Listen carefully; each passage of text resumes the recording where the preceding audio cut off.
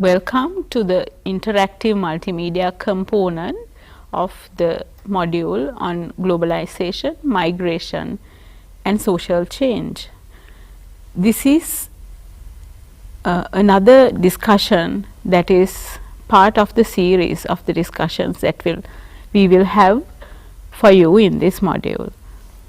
In this discussion, we are trying to focus on the theme of migration and globalization, and this is a very important theme that runs through the module, and we have actually allocated 2 sessions for this topic, and in that we are actually trying to create an understanding on the patterns of migration as well as the Sri Lankan context in relation to that experience of migration. So, here we have today with us an expert from, and she is also an academic from the University of Colombo, representing the Department of Demography. She was also the former head of department of that department, and she is Dr. Swarna Ukwatta.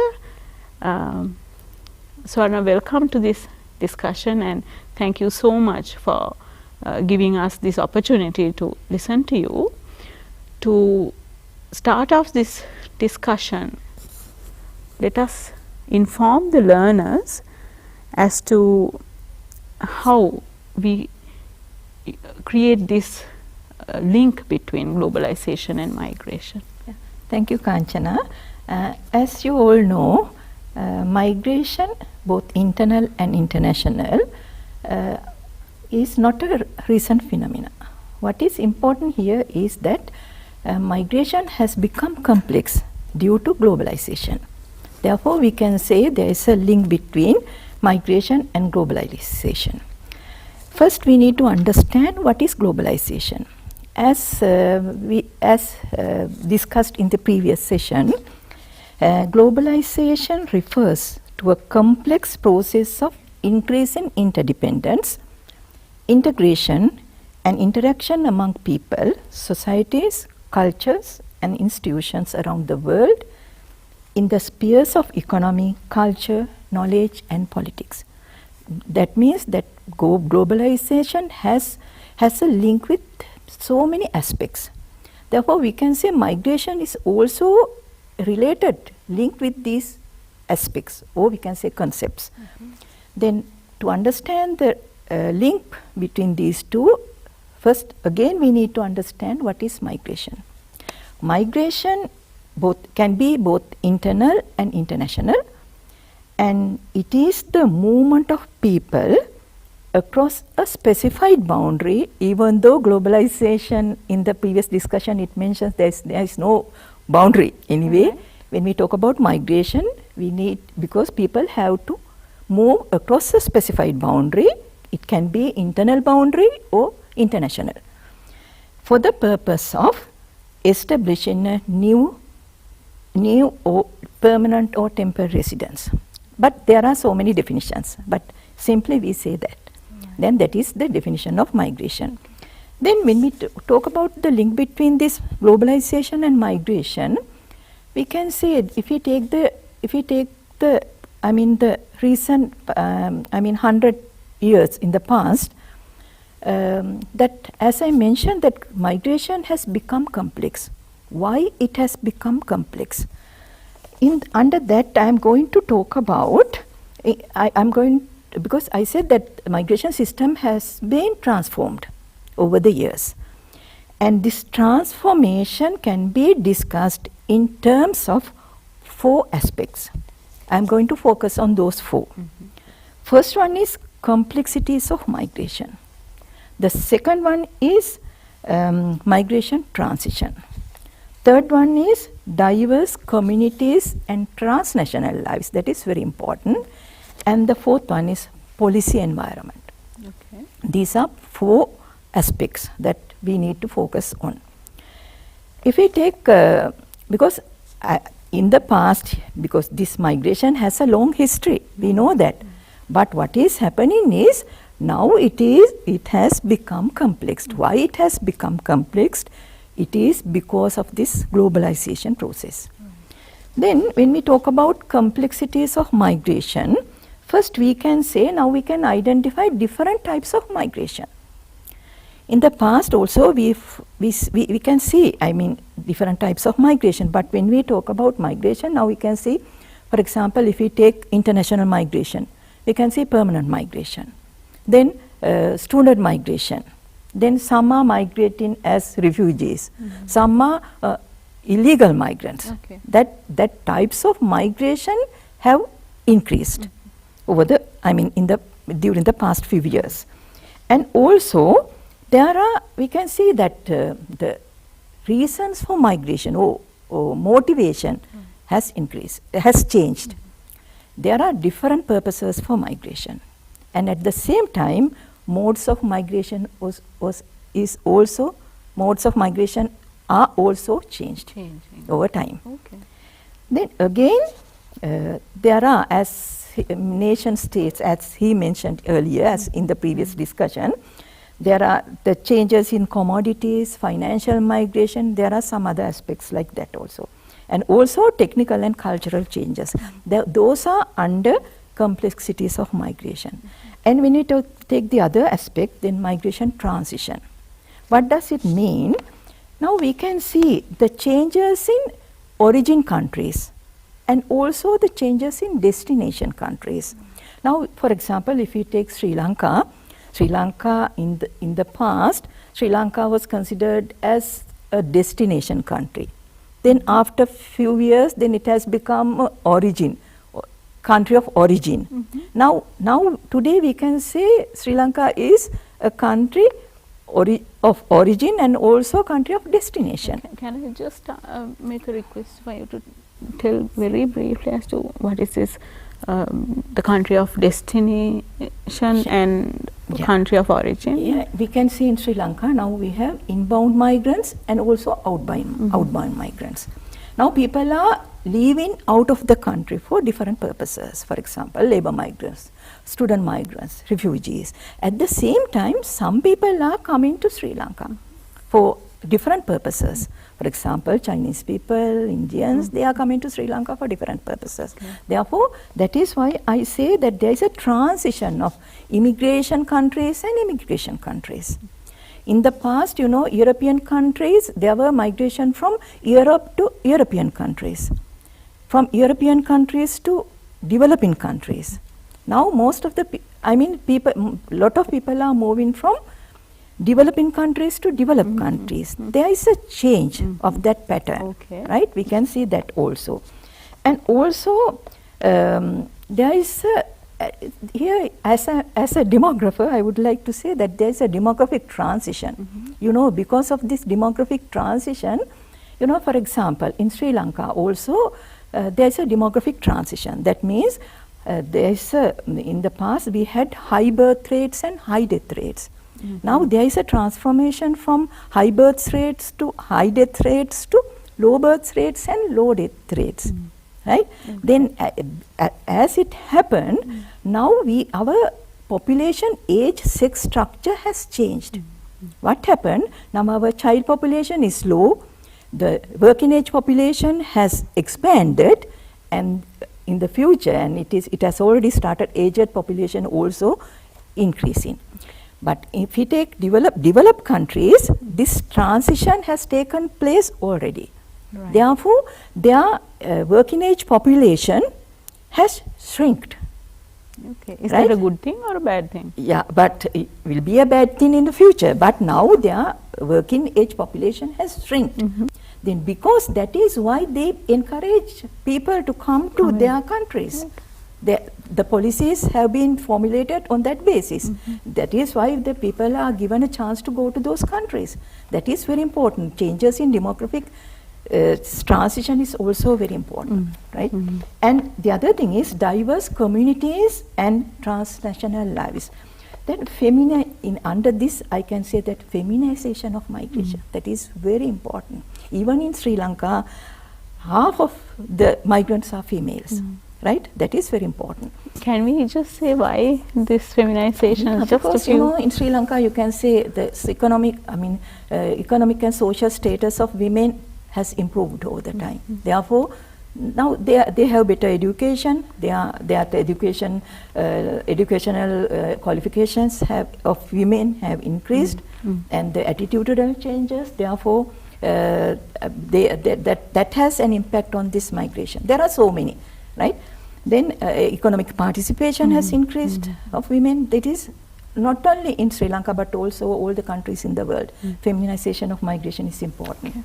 And I would actually add there, like there would be certain other reasons, social reasons, cultural reasons, which are attributing to economic this. and both economic and social. Okay. Then the other important aspect is transnational perspective of migration. I don't know whether these students have heard of that, transnational families. That is very important. For example, if we take one Sri Lankan family, you can see members of those, if we take one family, members of that family may live in 3 different countries.